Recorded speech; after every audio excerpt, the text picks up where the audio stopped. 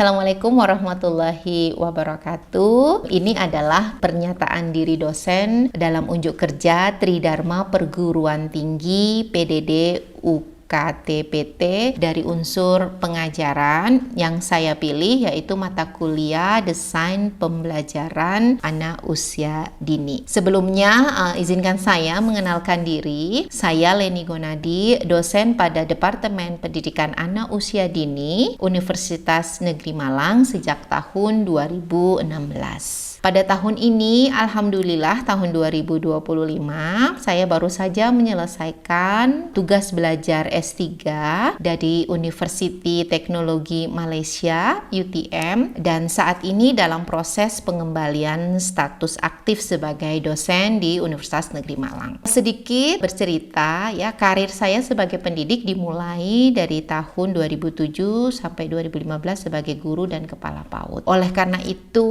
hingga saya jadi dosen di tahun 2016 di Universitas Negeri Malang. Bidang keilmuan yang saya tekuni adalah pendidikan anak usia dini dengan kekhususan pada teknologi dalam implikasinya di PAUD. Hal ini selaras dengan luaran penelitian saya yang berupa karya ilmiah dan produk teknologi. Itu perkenalan diri saya. Selanjutnya saya akan menyampaikan terkait deskripsi daripada mata kuliah Desain Perencanaan Pembelajaran Anak Usia Dini yang saya pilih sebagai unsur pengajaran dalam sesi kali ini. Mata kuliah Perencanaan Pembelajaran Anak Usia Dini ini membahas terkait hakikat desain pembelajaran anak usia dini, analisis desain pembelajaran dari berbagai pendekatan, jenis-jenis desain pembelajaran, dan langkah-langkah desain pembelajaran anak usia dini. Melalui mata kuliah ini, diharapkan mahasiswa mampu menyusun perencanaan pembelajaran dan melaksanakan perencanaan pembelajaran tersebut. Perencanaan pembelajaran yang seperti apa? Yang diharapkan adalah yang mengakomodir pengetahuan dan teknologi yang dilandasi nilai-nilai budaya bangsa, serta mahasiswa mampu melaksanakan, menganalisis, dan melakukan inovasi daripada desain pembelajaran di bidang PAUD. Adapun learning outcome, capaian pembelajaran lulusan yang diharapkan dari mata kuliah ini adalah mahasiswa mampu menguasai landasan, konsep, prinsip, desain pembelajaran, serta kurikulum PAUD, sehingga mereka mampu melakukan perencanaan pembelajaran yang secara terstruktur, mereka mampu menganalisis, dan mereka mampu memodifikasi dan desain pembelajaran. Untuk CPMK, capaian pembelajaran mata kuliah, ada beberapa capaian pembelajaran mata kuliah desain pembelajaran. Yang pertama yaitu berkontribusi dalam peningkatan mutu kehidupan masyarakat, berbangsa, bernegara, dan kemajuan peradaban berdasarkan Pancasila. Selanjutnya juga CPMK mampu menerapkan pemikiran logis, kritis, sistematis, dan inovatif dalam konteks pengembangan atau implementasi ilmu pengetahuan dan teknologi. Selanjutnya, mampu menyusun perencanaan dan pelaksanaan pembelajaran anak melalui kegiatan berbasis teknologi, kegiatan bermain, dan pengetahuan yang sesuai dengan perkembangan anak. Dan juga capaian pembelajaran mata kuliah ini adalah mampu merencanakan, melaksanakan, dan menganalisis dan melakukan inovasi pembelajaran pada bidang PAUD yang sesuai karakteristik anak usia dini. Adapun beberapa materi pembelajaran daripada mata kuliah ini, yang pertama materi terkait pengantar desain pembelajaran dan urgensinya. Selanjutnya materi kualifikasi dan ruang lingkup desain pembelajaran PAUD. Materi selanjutnya yaitu desain pembelajaran berbasis STEAM di PAUD dan desain pembelajaran berbasis teknologi di PAUD, desain pembelajaran berbasis multiple intelligence di PAUD, studi kasus desain pembelajaran di lembaga PAUD, menyusun dan mengevaluasi desain pembelajaran PAUD, dan diakhiri dengan materi implementasi desain pembelajaran PAUD. Sistem dan metode pembelajaran yang dilakukan selama mata kuliah desain pembelajaran ini, ada beberapa metode yang saya gunakan, yaitu ada metode ceramah interaktif, yang berikutnya diskusi kelas dan forum, studi kasus, presentasi kelompok, dan juga video pembelajaran seperti yang saat ini. Interaksi antara dosen dan mahasiswa itu berdasarkan pembelajaran yang berbasis case method. Dosen saya berperan sebagai fasilitator, pembimbing, dan juga evaluator, sehingga kolaborasi dan diskusi aktif itu sangat diharapkan dalam perkuliahan ini. Selanjutnya, sistem penilaian dan asesmen yang digunakan yang sesuai RPS saya yaitu aktivitas partisipasif dari mahasiswa itu 20%, itu termasuk partisipasi, diskusi, dan keaktifan mereka baik di forum secara online ataupun di forum secara tatap muka, seperti itu. Selanjutnya penilaian terkait tugas individu juga ini menyumbang 20%. Komponen penilaian berikutnya yaitu tugas tengah semester. Ini 30% yaitu terkait studi kasus ya. Dan tugas akhir yaitu menyusun desain pembelajaran PAUD itu 30%. Seperti itu untuk sistem penilaian dan asesmen. Assalamualaikum warahmatullahi wabarakatuh. Waalaikumsalam warahmatullahi wabarakatuh. Selamat pagi semuanya. Pagi. Oke. Apa kabarnya hari ini? Alhamdulillah luar biasa. Allahu Akbar. Yes, yes. Oke. Yang lebih semangat ya? Oke, tepuk semangat. Semangat. Aduh, alhamdulillah. Oke. Hari ini jumpa lagi dengan Bu Leni, pastinya dengan melanjutkan pertemuan kita yang kemarin ya, di mata kuliah Desain Pembelajaran untuk Anak Usia Dini. Oke. Masih ingat enggak materi-materi yang kemarin? Atau kita refresh dulu ya setelah ini ya? Oke. Semua oke? Hari ini semua hadir ya? Oke, semua hadir. Nanti jangan lupa diisi presensi online-nya ya, seperti itu ya. Baik, sebelum Bu Leni mulai hari ini, pembelajaran kita hari ini, Bu Leni mau mengajak kalian dulu jalan-jalan. Siapa yang mau diajak Bu Leni jalan-jalan? Oke. Bu Leni sudah siapkan satu video simulasi pembelajaran ya.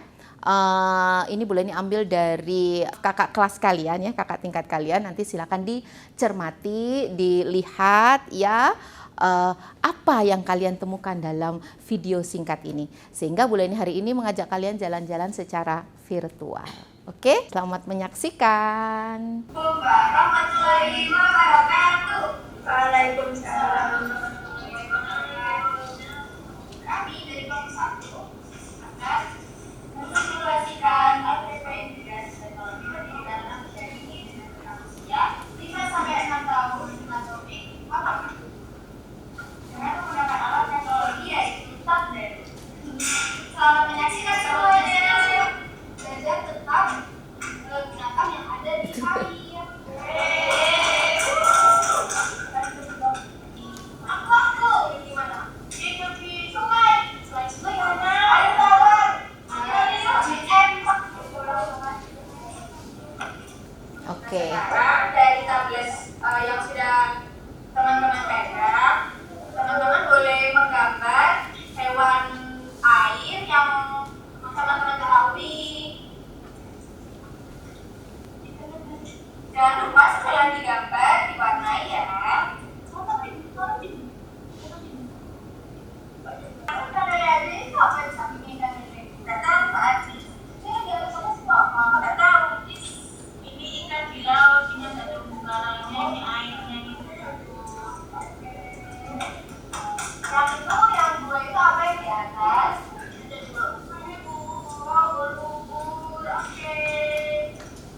Kelompok sebelah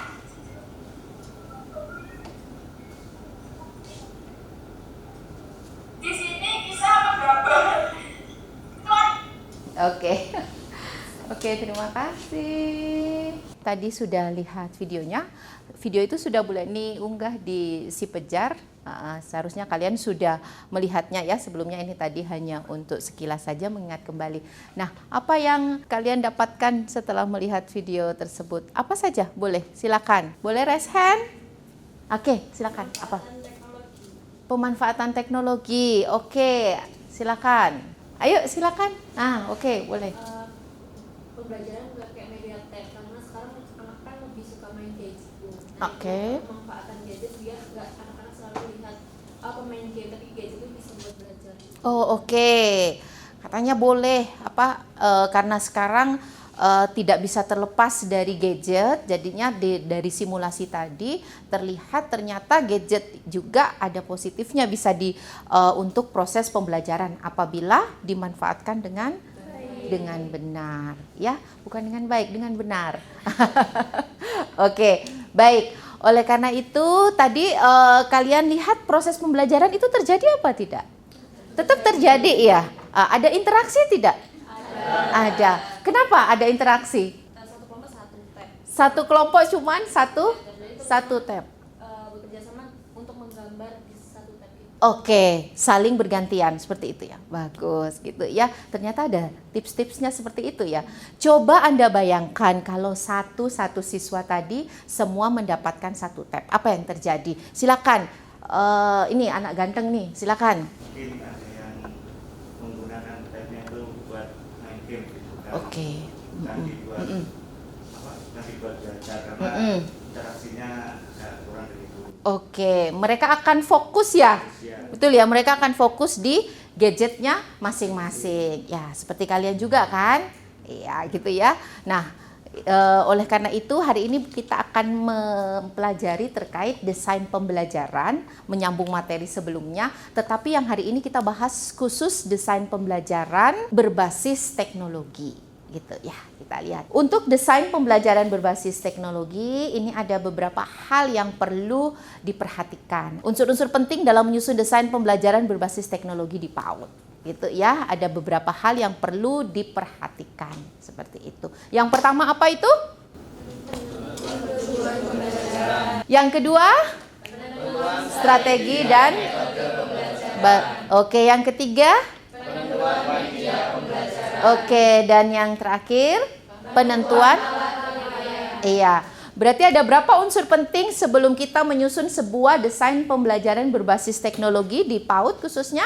4. Oke. Kita perlu tahu dulu apa itu tujuan pembelajarannya. Seperti itu kan?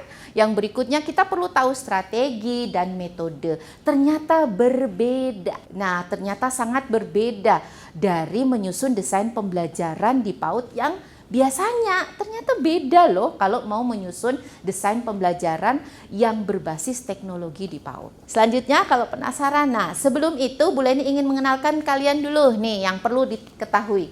Standar teknologi bagi anak usia dini. Nah, ini perlu sebelum kalian bisa menentukan tujuan pembelajaran teknologi di PAUD itu apa sih? Gitu ya. Nah, ada 6 standar teknologi bagi anak usia dini yang perlu diketahui. Nah, ini sudah lama sebenarnya standar ini, ya. Sudah dari tahun berapa itu kalau lihat referensinya? Literaturnya ini dari tahun berapa ini? 2002. Dari 2002, ya, oleh International Society for Technology in Education. Itu sudah dirumuskan ternyata dari tahun 2002. Kalau di Indonesia kita kayak hal baru ya. Oh, seperti baru, ternyata itu sudah dirumuskan seperti itu ya. Kita refresh lagi. Sesuai literatur itu ada beberapa standar teknologi yang harus diketahui bagi anak usia dini. Yang pertama adalah konsep dan pengoperasian dasar teknologi. Nah, yang berikutnya ada sosial, tadi yang disebutnya, ada etika di sana. Oh, ternyata standar teknologi untuk anak usia dini itu bukan yang individu ya. Seperti itu ya. Teknologi sebagai alat bantu untuk meningkatkan produktivitas. Produktivitas apa? Pengetahuan anak. Seperti itu ya. Teknologi sebagai alat bantu komunikasi sehingga boleh anak itu menggunakan teknologi untuk komunikasi. Iya, tapi ada standarnya gitu ya. Teknologi sebagai alat bantu penelitian. Nah, ini dia. Ternyata anak usia dini, mereka peneliti yang ulung loh, anak usia dini itu. Nah, dengan teknologi ini sebenarnya sudah diatur ya. Dengan teknologi itu menambah critical thinking-nya. Nah, gitu ya, untuk anak usia dini. Bukan hanya untuk mahasiswa ya ternyata ya. Oke, selanjutnya juga teknologi sebagai alat bantu untuk problem solving dari anak usia dini. Bagaimana ya caranya? Gitu ya. Bagaimana ya caranya dengan alat teknologi seperti itu? Oke. Kita lanjut. Kita perlu juga mengetahui apa yang namanya durasi waktu interaksi layar, ya. Ini durasi waktu interaksi layar. Berapa menit? Silakan. Berapa menit? Coba, berapa menit itu? 60 menit. Ya, 60 menit atau 1 jam gitu. Itu sendiri atau di bawah pengawasan? Iya. Ternyata hasil penelitian mengatakan boleh ada interaksi layar dengan anak. Ya, di tahun 2017, di tahun 2020 hasil riset juga menyatakan boleh, tetapi ada batasan, ya, yaitu 1 jam atau 60 menit untuk anak usia 2 sampai 5 tahun. Itu pun dengan pengawasan atau pendampingan seperti itu. Itu ada standarnya. Sehingga ini perlu kita ketahui sebelum menentukan apa itu tujuan pembelajaran. Selain itu, karena kita lingkupnya di Indonesia itu banyak dirumuskan yang namanya tingkat capaian perkembangan anak, ya. Bu Leni menampilkan secara garis besar, ya, itu tingkat capaian perkembangan anak usia dini yang perlu kita ketahui, ya. Ada kognitif, bahasa, sosial, emosional, fisik, motorik. Ya, kalian sudah mendapat mata kuliah kurikulum PAUD, di situ ada, ya. Boleh kita menggunakan acuan dari standar tingkat capaian perkembangan anak usia dini yang memang terstandar untuk anak usia dini yang ada di Indonesia. Itu sangat boleh. Oke, ini 3 hal penting yang perlu Anda ketahui sebelum menentukan tujuan pembelajaran teknologi di anak usia dini. Ada yang bertanya mungkin terkait ini? Silakan. Jelas? Oke, jelas. Kalau gitu saya lanjut. Jelas. Nah, ini dia. Ada beberapa sudah dirumuskan bagaimana tujuan pembelajaran alat teknologi di PAUD. Gitu, ya. Ada di sini kata-kata apa ini? Alat. Nah, itu beda, ya. Alat dan media. Oke. Bentar. Bu Leni akan sampaikan apa sih bedanya. Coba sebutkan alat teknologi apa saja. Oke, handphone. Apalagi? Oke, apalagi? Kamera, apalagi? Robot, apalagi? Oke, betul. Itu dari Undeim di 2021. Dia merumuskan beberapa alat teknologi yang ada di PAUD. Nah, seperti ini. Yang ada di PAUD itu maksudnya yang bisa diaplikasikan di pendidikan anak usia dini. Ada berapa? Komputer, interaktif whiteboard, tahu ya interaktif whiteboard seperti itu, digital foto kamera seperti itu. Saya rasa kalau untuk interaktif whiteboard tidak perlu anak PAUD, kita mahasiswa juga senang ya? Ya, senang nggak mahasiswa kalau ada interaktif gitu ya? Oke, nah seperti itu. Ini alat teknologi, ya, alat teknologi yang ada di PAUD. Nah, untuk media pembelajaran teknologi di PAUD, nah itu ada 2, apa saja itu? Dan non-interaktif media. Itu berdasarkan hasil riset di tahun 2012 ini. NITES ini, boleh ini pakai bahasa Indonesia aja. NITES ini adalah standar pendidikan anak usia dini yang sering menjadi acuan bagi pendidikan anak usia dini di beberapa negara seperti itu. Merumuskan ada 2 media teknologi di PAUD itu ada 2, yaitu interaktif media dan non interaktif media. Coba sebutkan yang interaktif media itu apa saja? Coba sebutkan. Oke, interaktif media apa saja? Yang interaktif media apa saja? Aplikasi. Oke. E-books, internet. Oke. Bisa kasih contoh mungkin? Contoh. Game. Game yang seperti apa? Apa, Mas? Game berhitung. Yang interaktif. Oke. Interaktif itu gimana ya? Berarti ada? Ayo bantu. Oke, interaksi antara media dan anaknya, begitu ya. Interaksinya gimana nih anaknya? Anaknya gimana nih interaksinya ini? Ada challenge di situ? Meniru. Oh, meniru suara, apalagi? Anaknya dari perintah game itu ada untuk menirukan suara, boleh. Ada lagi? Kenapa sayangku? mengerjakan soal Oh, ada mengerjakan soal seperti apa ya? misal tadi tambah-tambahan, jadi ada Heeh. gambar apel 3, Mm-mm. 2, terus jumlahnya berapa dituliskan. Oke, setuju. Setuju. Setuju ya? Itu interaktif. Berarti ada interaksi antara anak dan media teknologi tersebut. Nah, gitu ya. Oke. Yang berikutnya non interaktif media. Media non interaktif. Nah, itu seperti apa? Oke, video. Oke, bisa beri contoh? YouTube, betul. YouTube, gini, siapa yang punya adik di rumah ini yang senengannya nonton YouTube ini? Ada ponaan ya. Oke, berarti dia sudah menggunakan media apa ini? Non interaktif. Oke. Nah, berdasarkan hasil penelitian ya, sangat tidak disarankan media non interaktif. Yang disarankan adalah media interaktif. Tapi boleh. Masih boleh. Ada beberapa yang tadi dari simulasi pembelajaran tadi dia juga menggunakan YouTube. Nah, ada beberapa pengetahuan yang tidak bisa dijangkau. Nah, seperti mengenalkan matahari atau seperti mengenalkan planet-planet atau seperti mengenalkan yang dekat saja binatang gajah gitu. Nah, apakah seorang guru akan membawa gajah ke dalam ruangan kelas ini? Tidak. Gimana?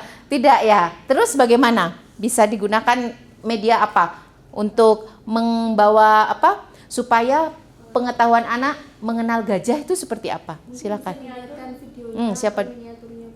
Oh, mungkin bisa diberikan memperlihatkan videonya atau miniatur. Oke, begitu ya, seperti itu. Tujuan pembelajaran alat teknologi, anak dapat mengenal perangkat keras teknologi seperti mouse, keyboard, remote control, monitor, dan printer. Berarti gurunya harus pinter ya? Betul. Setuju? Setuju. Gurunya harus cerdas? Ini calon-calon guru ya? Harus cerdas. Begitu. Lanjut, anak mengenal komputer, laptop, bisa membedakan komputer itu apa, mana laptop itu apa, itu bisa membedakan itu anak ya. Lanjut, anak menggunakan perangkat keras. Setelah mengenal dia bisa menggunakan. Oke, anak mengoperasikan, anak menggunakan berbagai alat perangkat teknologi secara terarah dan mandiri. Hingga anak dapat menghasilkan produk multimedia. Dari simulasi tadi sebenarnya dia menghasilkan apa? Ya? Gambarnya tadi Coba. itu kan berupa produk, jadi kayak beberapa yang mungkin menggambar lele atau sotong itu kan bisa menjadi karyanya dari anak.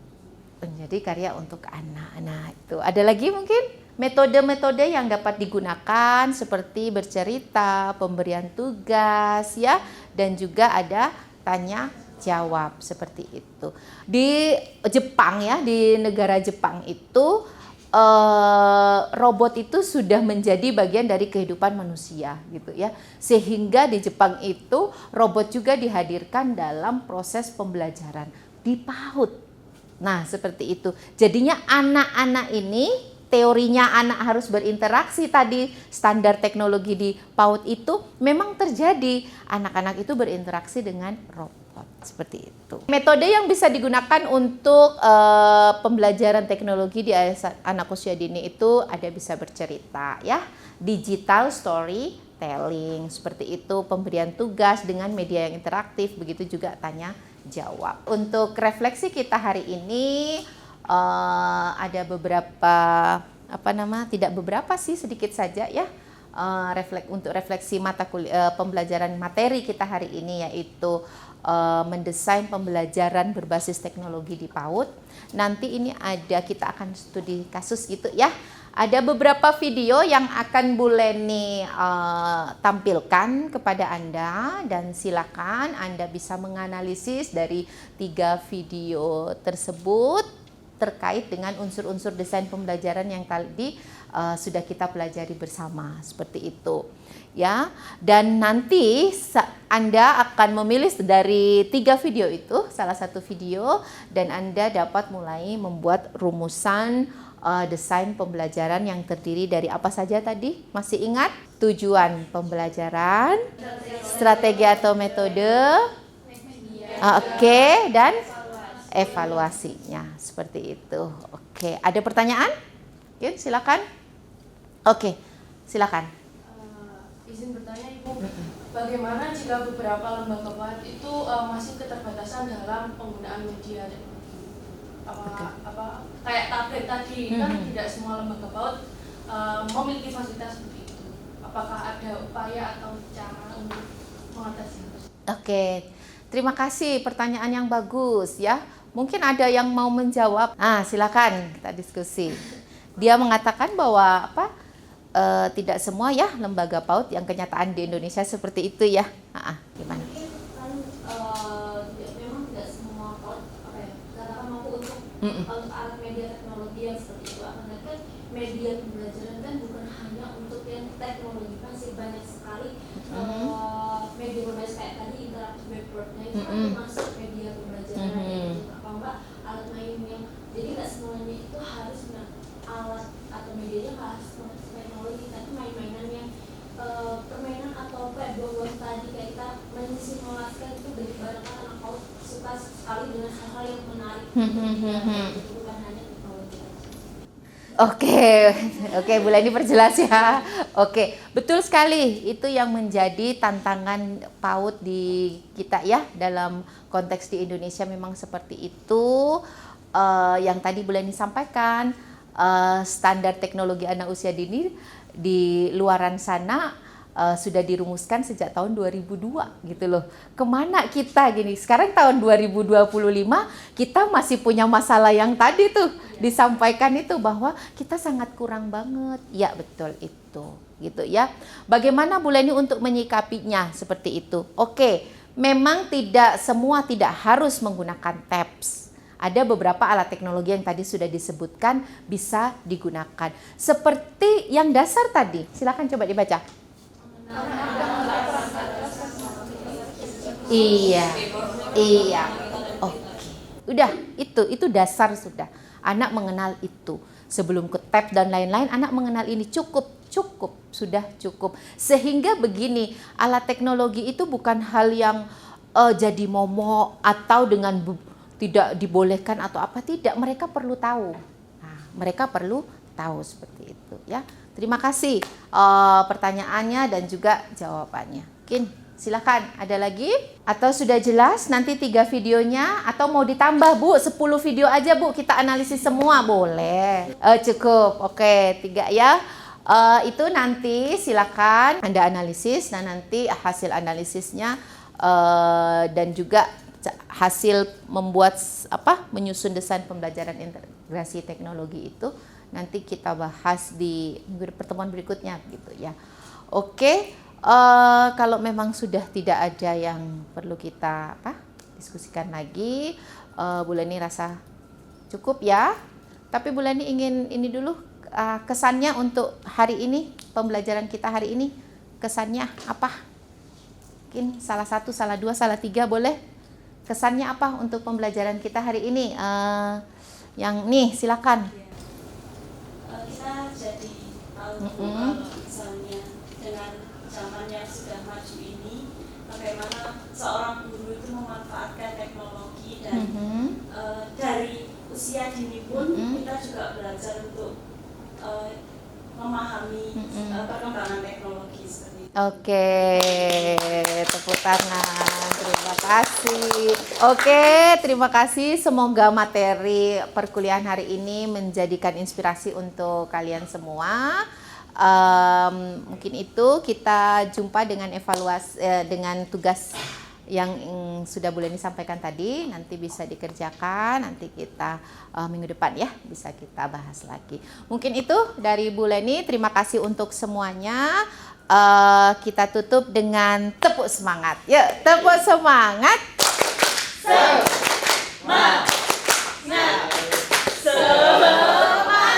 Bulania, tepuk tangan dulu semuanya.